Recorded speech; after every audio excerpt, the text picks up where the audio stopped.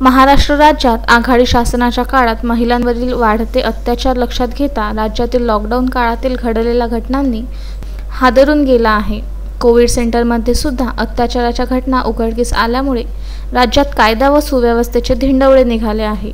राज्यातील वाढत्या महिला अत्याचारांच्या घटनांकडे लक्ष वेधण्यासाठी मूर्तिजापूर भाजपा महिला आघाडीच्या वतीने निषेध आंदोलन करण्यात आले असून उपविभागीय अधिकारी यांना निवेदन देण्यात आले आहे। या निवेदनासोबत निवडक 25 घटनांची यादी जोडली आहे।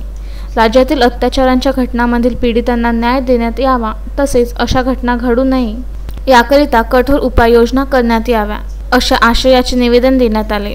केंद्रीय राज्यमंत्री नामदार संजय धोत्रे, भाजपा अकोला जिल्हाध्यक्ष आमदार रणधीर सावरकर, आमदार हरीश पिंपळे, अकोला महिला आघाडीच्या जिल्हाध्यक्षा कुसुम भगत यांच्या मार्गदर्शनाखाली महिला आघाडीच्या तालुकाध्यक्षा शारदा निलेश मानक, महिला आघाडी शहराध्यक्षा ज्योती केदार शर्मा यांनी निवेदन सादर केले। यावेळी नूतन हरीश पिंपळे, मूर्तिजापूरच्या नगराध्यक्षा मोनाली गावंडे यांनी निवेदन सादर केले।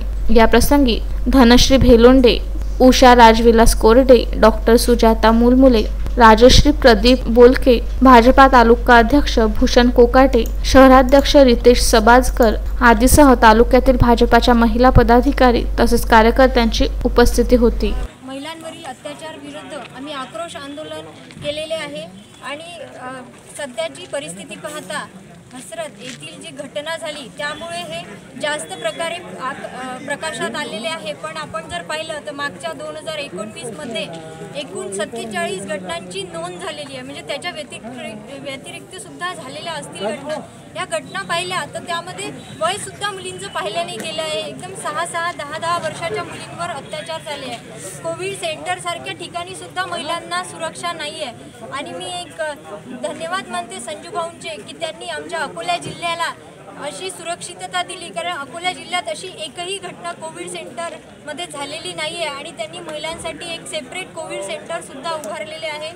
आणि येत्या काळात या घटनांमध्ये नक्कीच घट झाली पाहिजे यासाठीचं हे आंदोलन आहे। आणि ह्या घटना पाहता खूपच म्हणजे असं निर्दयी लोकांमध्ये बिलकुलच महिलांविषयी आदर नाही आहे, त्यांचा सन्मान करण्याची त्यांची इच्छाच नाही असं दिसून येत आहे। आणि ह्या अत्याचार दिवसेंदिवस वाढत चाललेले आहेत, त्यांची त्यात घट झाली पाहिजे एवढीच आमची अपेक्षा आहे। आणि महिला आयोगात जे कायदा आहे तो कायद्यांमध्ये चेंजेस करायला पाहिजे आणि फास्ट ट्रॅक कोर्ट सुद्धा व्हायला पाहिजे अशी आमची मागणी आहे। आणि जे SOP आहे ते बनविण्यात आलेले नाही आहे आणि जे दिशा कायदा आहे तो सुद्धा फक्त नावापुरता आहे, त्याच्यात काहीच त्याची अंमलबजावणी झालेली नाही आणि ती फास्ट ट्रॅकमध्ये व्हायला पाहिजे अशीच आमची एक मागणी आहे। आणि भारतीय जनता पार्टीचा विजय असो।